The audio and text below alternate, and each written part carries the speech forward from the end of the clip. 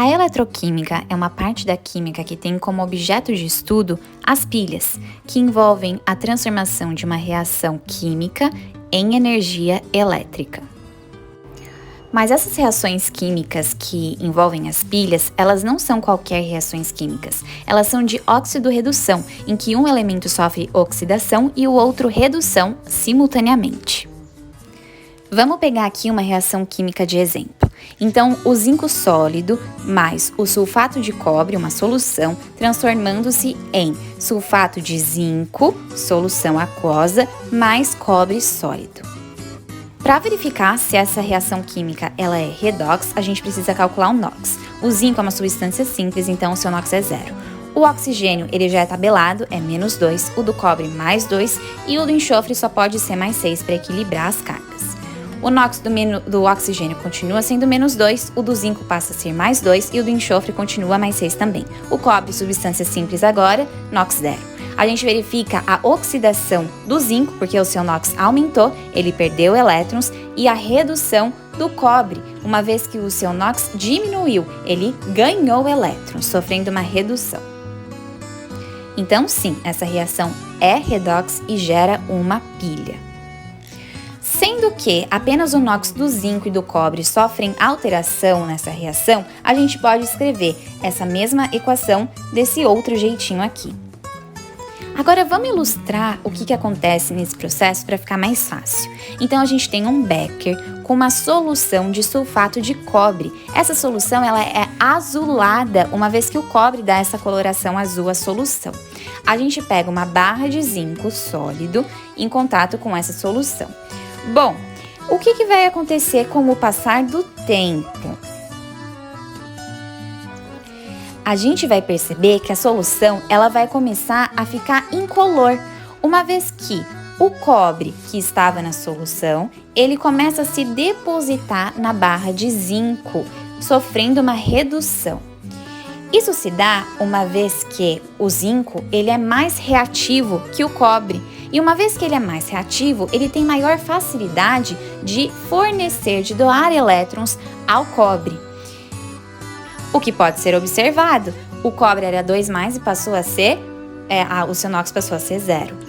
Então, essa reação ela é espontânea, uma vez que a barra ela é de um metal mais reativo do que o metal que está na solução. Agora, e se a gente fizer o contrário? Pegar uma barra de cobre e mergulhar numa solução com íons de zinco? Será que isso dá certo? Então, o mesmo processo. A gente pega um becker, coloca uma solução de sulfato de zinco, dessa vez é incolor, porque não há o cobre na solução, e uma barra de cobre. Bom, com o passar do tempo, a gente vai ver que não vai acontecer nada espontaneamente, porque a barra ela é feita de um metal menos reativo do que o metal dos íons do metal que estão na solução. Então a gente chega à conclusão de que essas reações elas não vão acontecer espontaneamente, uma vez que é preciso que haja o fornecimento de elétrons por parte da barra, o fornecimento de eletricidade, e isso não acontece de maneira espontânea. No contexto escolar, quando a gente fala de eletroquímica, a gente estuda a pilha de Daniel. E a pilha de Daniel ela é uma pilha formada por cobre e zinco. E o que se faz nesse experimento? Bom, pega-se 2 beckers, cada um com um eletrodo. Eletrodo é geralmente uma placa de um metal em contato com uma solução que contenha íons desse mesmo metal. Então, no primeiro becker, um eletrodo de cobre. A solução é de sulfato de cobre, ela tem uma característica azulada por conta da presença do cobre.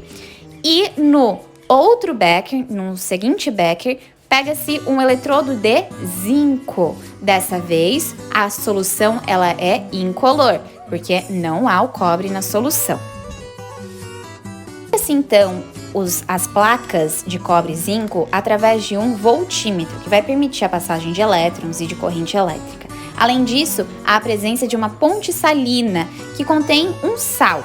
Esse sal ele pode ser tanto o KNO3 ou o KCl também.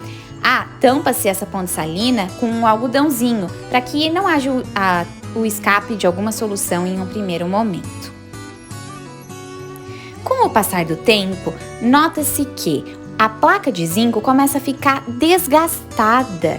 Isso se dá uma vez que o zinco da placa começa a se transferir para a solução, aumentando então a quantidade, a concentração de zinco dessa solução, a quantidade de íons nessa solução. Por sua vez, a placa vai ficando cada vez mais corroída. A partir do momento em que há esse aumento de íons, é preciso que haja perda de carga negativa também. Então vai começar a sair elétrons desse becker até o becker em que está o eletrodo de cobre, por meio do voltímetro. Consequentemente, o cobre da solução de sulfato de cobre começa a se depositar sobre a placa de cobre, fazendo com que haja uma diminuição na concentração de cobre 2+ na solução.